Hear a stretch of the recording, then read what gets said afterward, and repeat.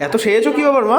আজকে এত সেজেছি কেন, পরলাম রোজই তো একই সময় নাইটি পরেও আমি দেখাই বাবা বন্ধুরা। আজকে কালকে আরে বিকেলে বিশাল সেজেছো তো আজকে। এই শাড়িটা পরে কালকে বিকেলে বেরিয়েছিলাম, তাই একটু ভাবলাম পরি, বন্ধুদের একটু দেখাই। সব সময় তো মানে ঘরের কাপড়ই পরি। আজকে আমি কি রান্না করেছি বন্ধুদের একটু দেখিয়ে দেবো।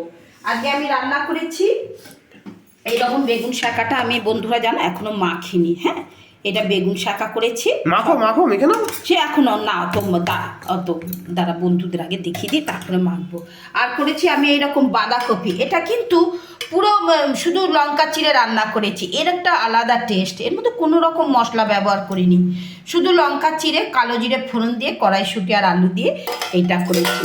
আর আজকে রান্না করেছি এইরকম ফুলকপি দিয়ে ডিমের তরকারি, কিন্তু ডিমগুলো এরকম হাফ হাফ করে করেছি।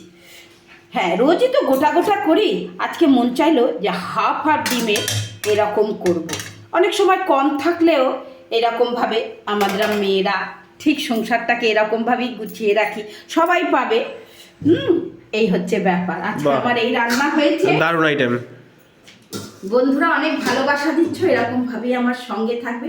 আমি চেষ্টা করব তোমাদের একটু ভালো ভালো ভিডিও দেওয়ার। সবাই খুব ভালো থেকো, অনেক ধন্যবাদ তোমাদের।